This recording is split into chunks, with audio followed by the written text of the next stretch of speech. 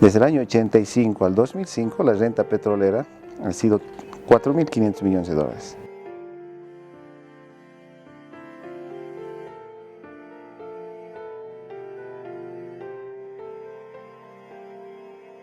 Después de la nacionalización y con el superciclo de precios, hemos pasado a una economía de más de 32.000 millones de dólares.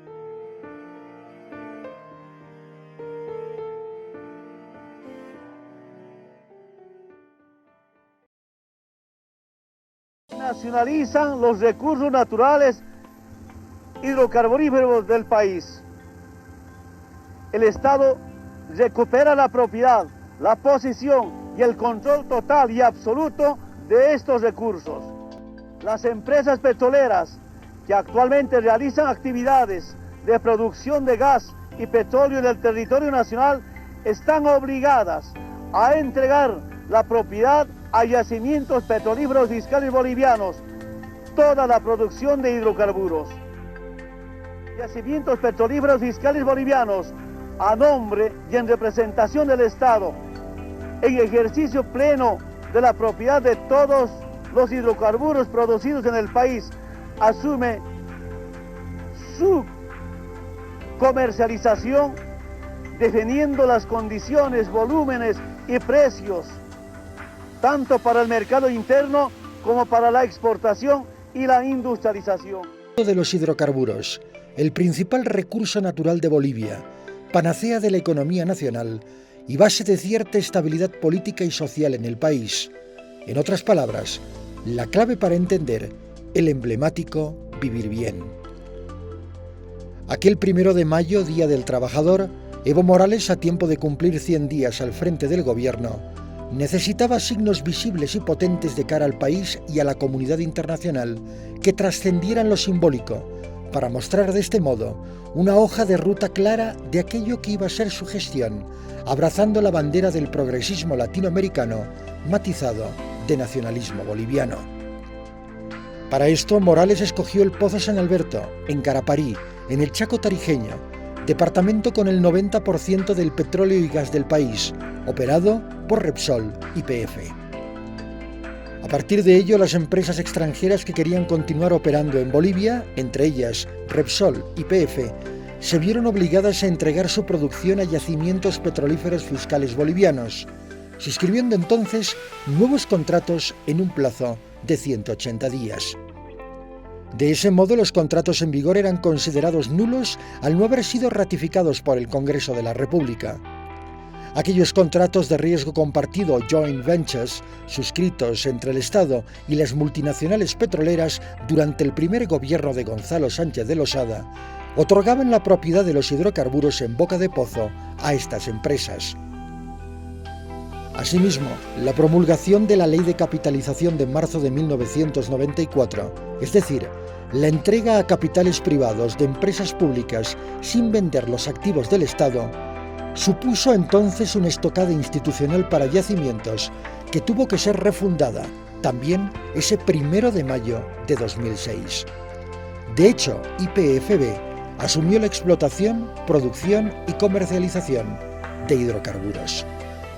Yo pienso que ha sido un salto cualitativo, un cambio cualitativo en toda la historia de Bolivia, porque el gas no era nuestro. De los 100 bolivianos que era la utilidad del negocio del gas, 18 se quedaba en el Estado Nacional, el 82 se la llevaban las empresas transnacionales. Teníamos problemas de abastecimiento de GLP, teníamos problemas de abastecimiento en otros combustibles, no teníamos el control de los hidrocarburos en realidad, y el único dato que te quiero dar es que desde el año 85 al 2005 la renta petrolera ha sido 4.500 millones de dólares. 2006-2016, que es el mismo periodo, 33.000 millones de dólares. Entonces, obviamente, el desarrollo económico, social, la calidad de vida, ha sido por estos dineros que ingresan al Estado es para la redistribución a gobernaciones, alcaldías, universidades, y todas las obras que ves en Bolivia es gran parte de fruto de la nacionalización de los hidrocarburos. Hoy Bolivia marca una nueva historia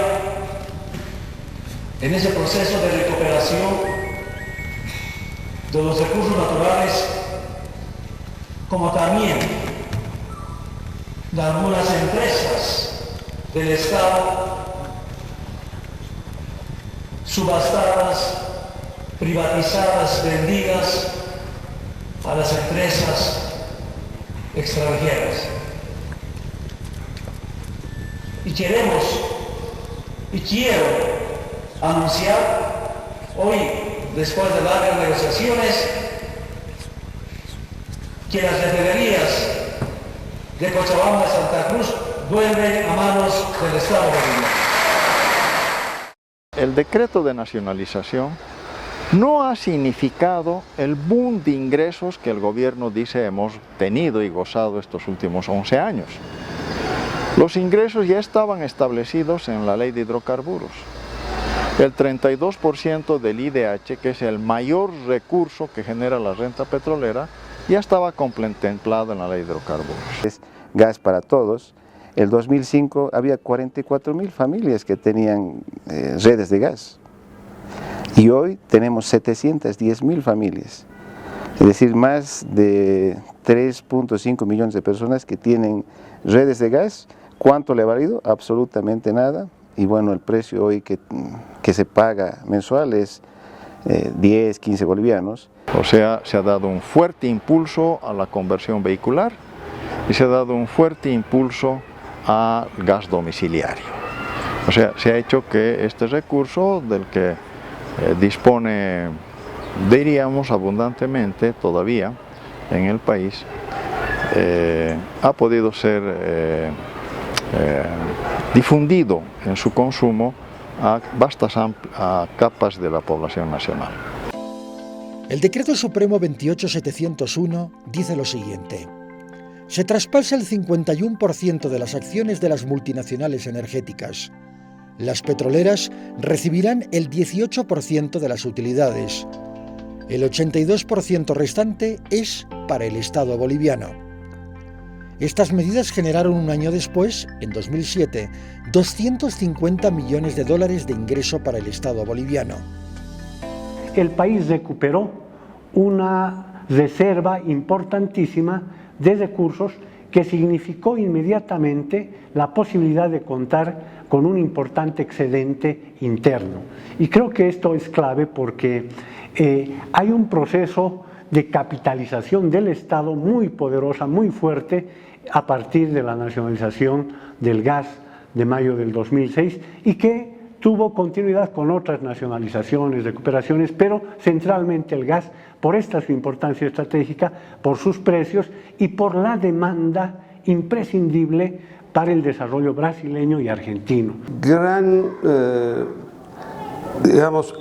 aporte que ha tenido la nacionalización ha sido el generar una gran cantidad de recursos para el Estado.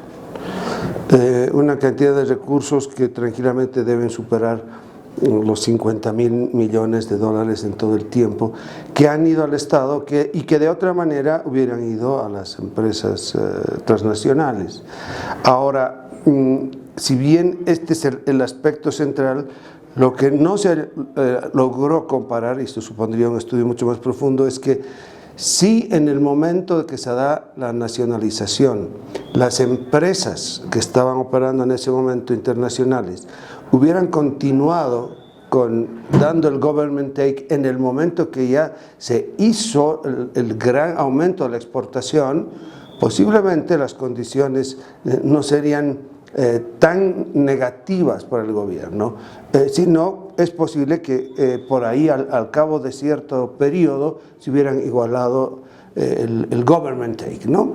Hay que recordar que veníamos de un sistema que se llamaba neoliberal, folclóricamente hablando, pero que significaba que el capital privado estaba dominando en este país. Ahora el capital privado no es malo de por sí, pero lo que es malo es, digamos, la renta que pueda dejar para el Estado, que en esos sistemas un poco extremos, para hablar suavemente. Entonces, obviamente el capital era una exportación de capitales al exterior y se quedaba muy poco en el país.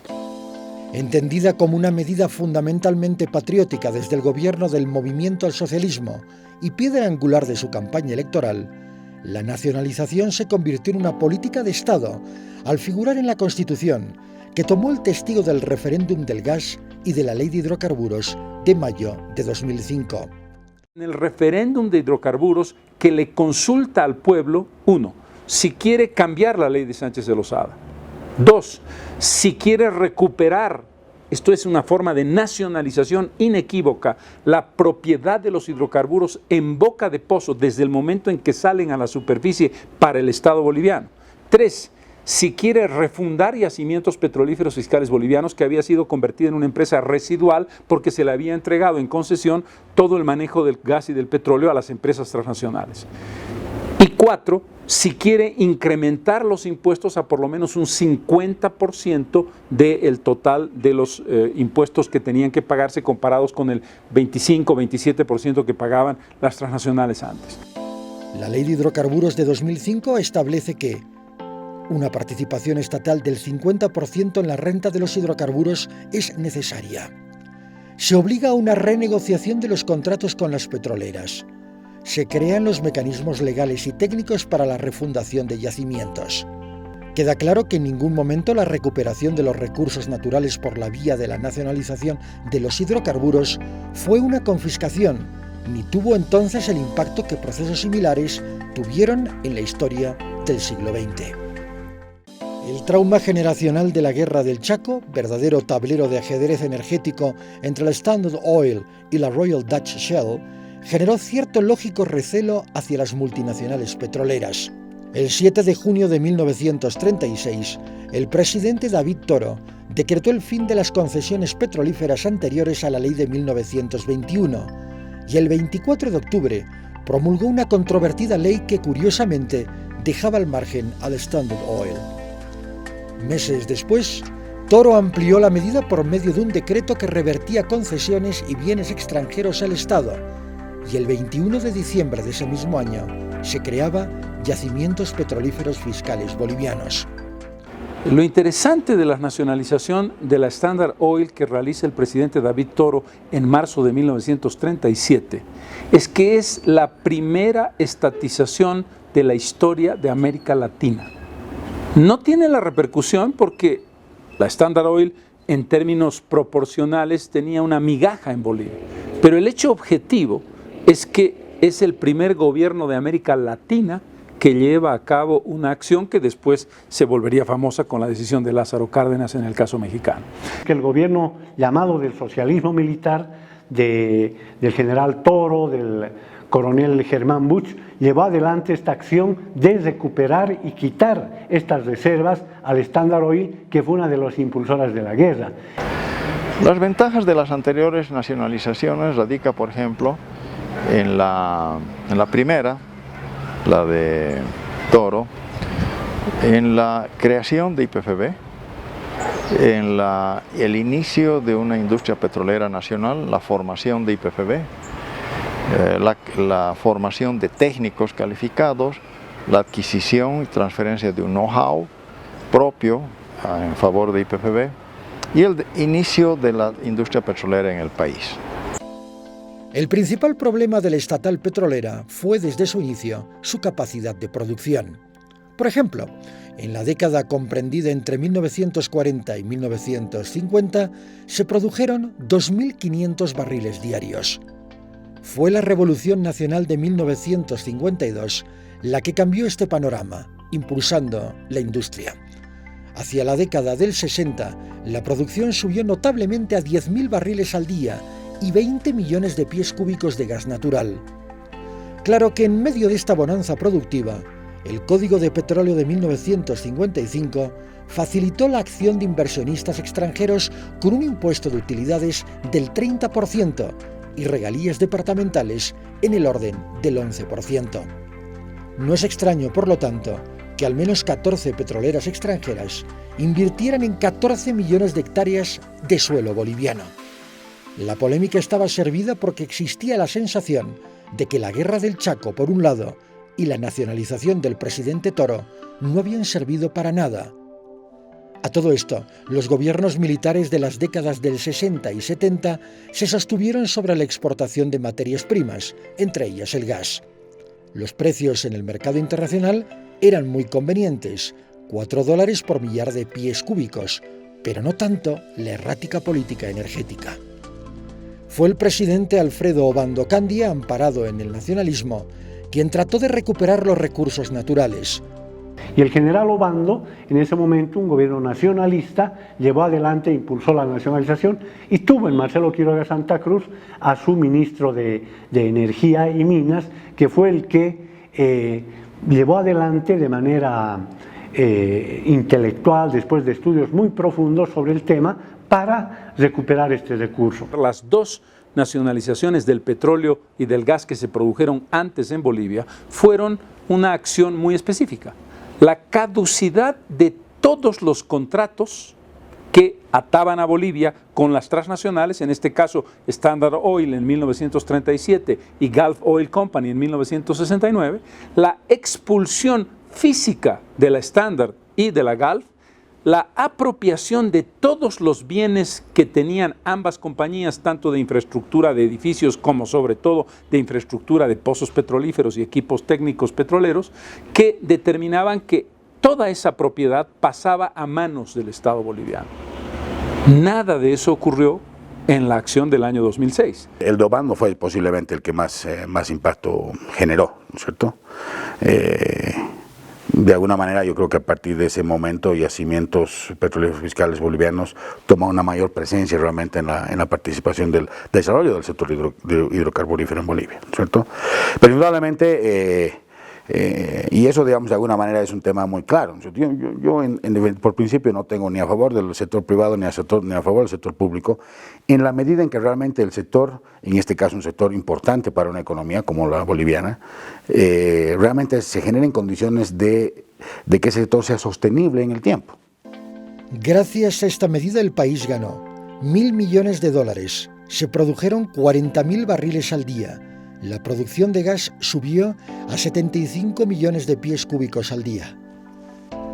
Una vez más, a pesar de estas cifras, la Ley de Inversiones de 1969 permitió nuevas inversiones extranjeras que al fin y al cabo resultaron ventajosas para los intereses multinacionales. La respuesta al colapso económico de mediados de la década del 80 fue el Decreto Supremo 21060. La liberalización del mercado se soportó en las anchas espaldas de yacimientos, que con el aumento en el precio de la gasolina garantizaba el 50% del Tesoro General de la Nación. Gonzalo Sánchez de Losada, ministro de Planeamiento y Coordinación en aquel gobierno de Víctor Paz Estenssoro, llevó estas drásticas medidas que permitieron al país una salida rápida a la crisis económica, pero también a un límite llamado capitalización. Podríamos invitar capitales privados extranjeros para que tomen una situación accionaria minoritaria de nunca más de 49%. Esto es capitalización y democratización. Favoreció en que se abrieron todos los candados que podrían haber existido para la participación de la empresa privada.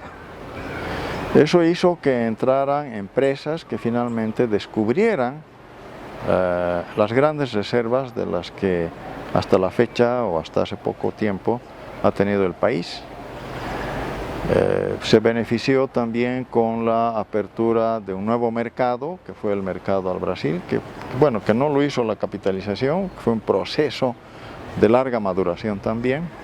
Pero la gran desventaja fue que rompió los equilibrios tan trabajosamente elaborados entre participación estatal y participación privada. Yo creo que el proceso de capitalización fue importante en términos de atraer las inversiones, ¿no es cierto? Y obviamente de alguna manera eran las condiciones para que este proceso de continuidad y este proceso de sostenibilidad se empiece a dar, ¿no es cierto? Pero indudablemente también ese proceso tuvo de alguna manera ciertas limitaciones. Más que limitaciones, yo diría de algún tema de tampoco lo llamaría errores, pero posiblemente de mejorar las condiciones en cuanto a los beneficios que puede tener el país de la explotación de los hidrocarburos, ¿no es cierto? Yo creo que en ese sentido el cambio de la ley y de alguna manera también las decisiones que ha tomado el gobierno de Evo Morales indudablemente han favorecido a que el país tenga mejores ingresos al respecto. Y eso también es muy importante, ¿no es cierto? Es decir, de alguna manera tenemos que generar un proceso de sostenibilidad, pero obviamente tenemos que también obtener los mejores resultados para beneficio del país. Así, las empresas estatales vendieron 50% de su capital a los socios inversionistas extranjeros. Los capitalizadores asumieron el control de estas empresas. Pero los beneficios, es decir, la plata, el dinero, no ingresó a las arcas del Estado, aunque se promovió la exploración de nuevos yacimientos petrolíferos. La cuestión es quién se llevaba el mayor porcentaje de una torta tan apetitosa. Desde el gobierno se defendía el concepto de que los bolivianos se beneficiaban de la capitalización con el bonosol, pero la realidad era diferente.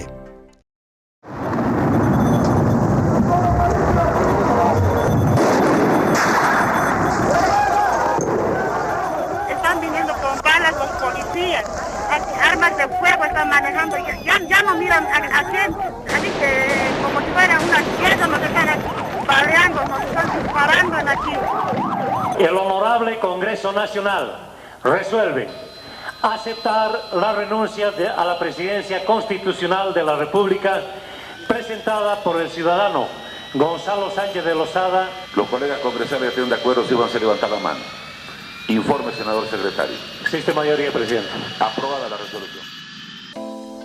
El segundo gobierno de Gonzalo Sánchez de Lozada terminó abruptamente en octubre de 2003 en el Alto, con la denominada Guerra del Gas. La lucha del gas del Alto ha sido el factor más importante.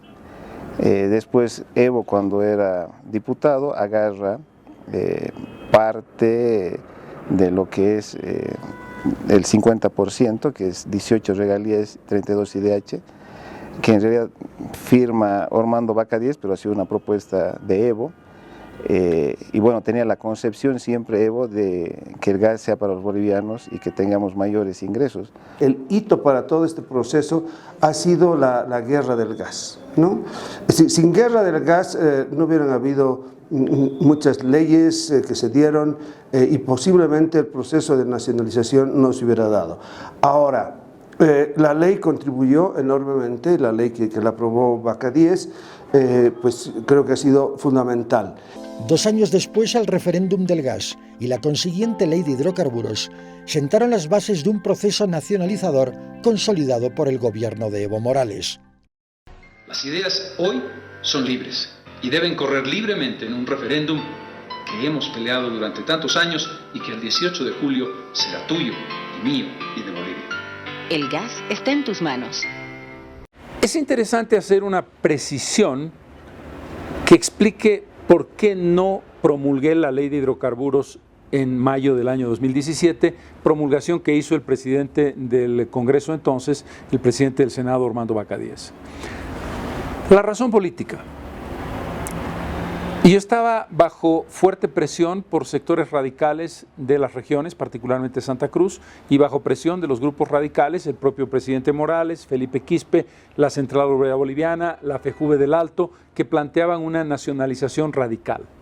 Y la nacionalización radical no era un elemento que les hubiera satisfecho en el caso de haber yo promulgado esa ley. Los unos porque en su criterio la ley perjudicaba a las petroleras y ellos estaban defendiendo a las petroleras. Los otros porque querían una nacionalización pura y dura, que no la hizo el presidente Morales.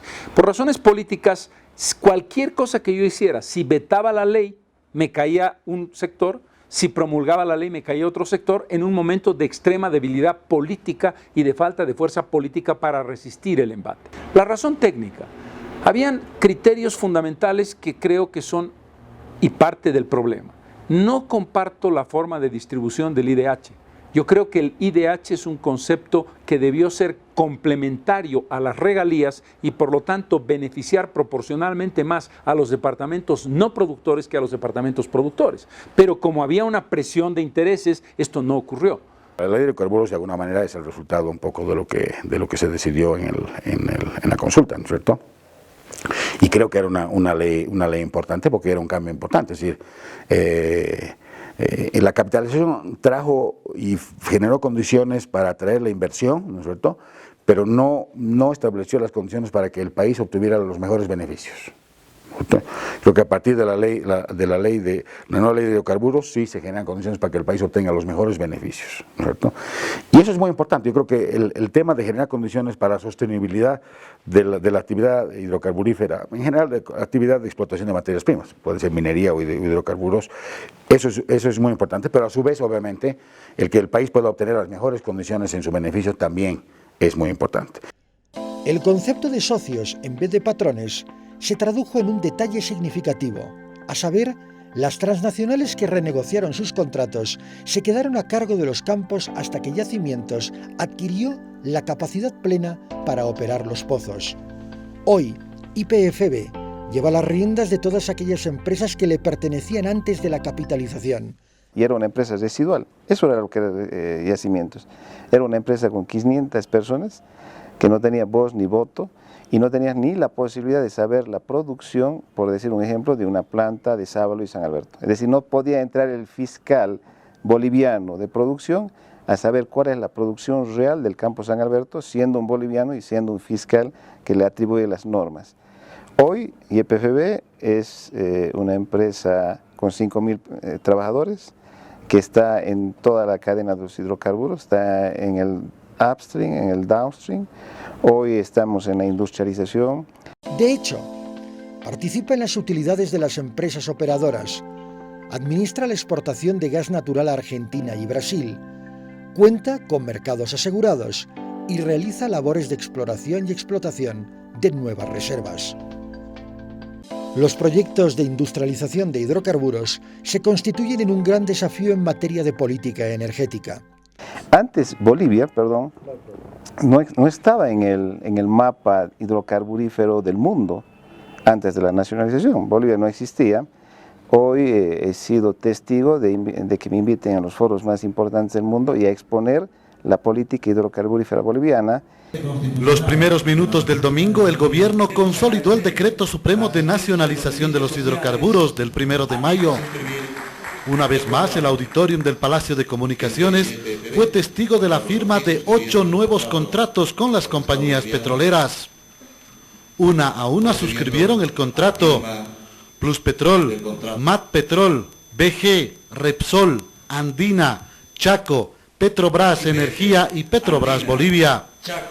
La firma de los nuevos contratos prevé lograr ingresos de $4.000 millones anuales. Además, se garantiza una inversión de $2.000 millones para exploración y explotación durante 23 y 30 años. La nacionalización de los hidrocarburos es el motor económico del proceso de cambio. La nacionalización junto al superciclo de precios de las materias primas, en particular de los hidrocarburos, ha permitido cuadruplicar el tamaño de la economía boliviana.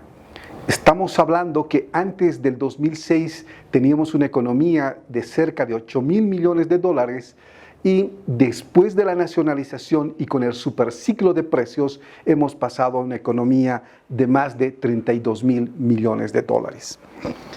La economía boliviana, como se advierte en el cuadro, recibió 10 veces más recursos por exportación de hidrocarburos en los últimos 10 años, respecto de los 10 años anteriores. Entre 2006 y 2015, la economía boliviana por exportación de hidrocarburos ha recibido $40.000 millones. Entre 1996 y 2005, la economía boliviana ha recibido $3.857 millones. Esto significa que la economía boliviana recibió 10 veces más recursos por exportación de hidrocarburos en los 10 últimos años respecto de los 10 años anteriores. Después de la nacionalización de nuestros recursos naturales, la construcción de la planta de urea y amoníaco hace posible la industrialización. Con la inauguración del gasoducto que transportará gas seco a esta planta, se ingresa a la etapa final de construcción, con un avance del 96%. La planta de urea y amoníaco mejorará la producción del sector agrícola, aumentará el rendimiento de cultivos, generará más de 5.000 fuentes de empleo directo e indirecto, y el 80% de producción de urea será exportado a países vecinos. Las plantas de separación de líquidos permitirán a mediano plazo la independencia en la producción de gas licuado de petróleo. Asimismo, se busca el fin de la importación de diésel y concretar la producción de urea y fertilizantes, así como también el uso de gas natural vehicular y a domicilio. Pero, ¿todo esto será suficiente? La exploración cae radicalmente. Nunca más se ha podido recuperar la exploración en la medida que estaba haciéndose cuando estaban las empresas transnacionales. Sigue siendo un tema pendiente la exploración, es decir, tener mayores reservas, aumentar la producción. ¿Por qué? Porque la demanda de los países vecinos de la región, de esta parte del mundo, es diferente a lo que tienen otros continentes. Otros continentes hay mucha oferta, poca demanda. Es que no hemos definido qué nacionalizar, por ejemplo. O sea, en la minería lo que hay que nacionalizar es el movimiento económico, o sea, la comercialización. Entonces, deberíamos acceder a eso, ¿eh? Si uno no tiene una estructura para comercializar, sea petróleo, sea gas, sea minerales, o sea soya, no podemos pensar en que lo vamos a hacer bien, porque seguimos dependiendo del capital privado que maneja la comercialización, que es donde se genera la economía, ¿no es verdad? Si vemos el desarrollo de las reservas, el statu quo de las reservas en el que se ha mantenido el país los últimos años, eso es por ausencia de inversiones privadas en las labores de exploración. O sea, no hay empresas significativas que hayan ingresado después del año 2006 al país. Solo el último par de años tenemos el ingreso de Gazprom, por ejemplo, que además tuvo que asociarse con Total, que ya estaba acá, para poder ingresar. La consolidación del mercado argentino y brasileño, ligado con la procura de nuevos horizontes, implica necesariamente atraer inversiones que contribuyan a la modernización tecnológica de las refinerías bolivianas. Los efectos de la nacionalización y el boom de precios han permitido una economía con superávit fiscal, una economía con superávit comercial, incremento de los depósitos en el sistema bancario, incremento de las reservas internacionales netas, incremento del salario real, reducción del desempleo y reducción de la pobreza. Al mismo tiempo, esa ampliación de la frontera de la explotación energética hacia territorios indígenas e incluso áreas de preservación ecológica supone un trabajo de alta complejidad política para el gobierno. Entonces hemos sacado muchas normas para viabilizar y hemos sacado una ley de incentivos que en forma atípica en estos momentos vienen empresas de las más grandes y quieren firmar contratos de servicios para explorar e invertir. Y eso es por la seguridad jurídica, la prospectividad, pero fundamentalmente por los precios que tenemos en los mercados vecinos. El tema de los incentivos que va fundamentalmente por el tema tributario sí puede ser una condición, pero yo creo que la base fundamental es la seguridad jurídica, ¿no? Yo creo que ese es un elemento fundamental, ¿sí? O sea, si yo tengo segura la inversión que voy a realizar en el país, en el cumplimiento de la ley, nuevamente, ¿no es cierto? Yo creo que ese es un elemento fundamental, ¿no es cierto? Porque eso ayuda a reducir los riesgos. Si yo reduzco los riesgos, la rentabilidad que debiera obtener por un riesgo menor, también debería ser menor, a diferencia de si estuviera asumiendo un riesgo más alto, ¿no es cierto? Obviamente, en ciertos momentos, posiblemente el tema tributario pueda ayudar para dar un incentivo, pero el tema tributario no puede ser indudablemente algo permanente, ¿no es cierto? Tendría que ser algo temporal. La nacionalización ha tenido un componente fundamental para este boom. Y este componente fundamental se puede reflejar en este cuadro que está señalando el precio del barril de petróleo. Adviertan ustedes que en 2008 el precio del barril de petróleo llegó a $145. En los años 2013, 2014, el precio del barril de petróleo ha estado por encima de los $100. Sin embargo, en los 2 últimos años, el precio ha tenido un ritmo descendente.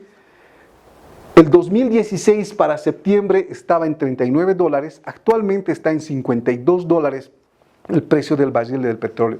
Es decir, la nacionalización acompañada del superciclo de precios ha cuadruplicado la economía boliviana. Lo que no se le ha llegado a observar es que los precios en realidad que se toman como los mejores precios que podríamos haber conseguido, cuando se hacen comparaciones internacionales y se ve efectivamente cuánto significa lo que nosotros estamos vendiendo frente a lo que cuesta un barril de petróleo, resulta que hemos estado perdiendo plata, ¿no? O sea, en el momento que el barril de petróleo valía $100, lo que nosotros debíamos vender nuestro gas era a $20 y estábamos vendiéndolo pues a $8. Y se ha tomado esto como el gran contrato cuando en realidad no se tomaron en cuenta muchos otros aspectos técnicos que deberían tomarse en cuenta para la próxima negociación. Yo creo que aquí vienen las grandes interrogantes, ¿no? En primer lugar, creo que un tema central que el gobierno tiene que afrontarlo inmediatamente es el certificar las reservas, porque a partir de la certificación de las reservas es posible pensar políticas, sea de exportación, sea de consumo interno. En segundo lugar, considero que es importante el proceso de hacer mayor prospección para que a futuro tengamos importantes recursos del gas, sobre todo. Últimamente se han hecho importantes trabajos en la región de Chuquisaca, de Santa Cruz, de Tarija, y creo que están dando buenos resultados. Pero aquí es importante subrayar que el Estado debe recuperar mayores espacios de control de esas reservas. Solo de este modo, la nacionalización será efectiva, ya no solo como concepto, también como respuesta al desarrollo de un país que mira al futuro desde la dignidad de quien defiende su patrimonio, vigilando asimismo que la lucha no haya sido en vano.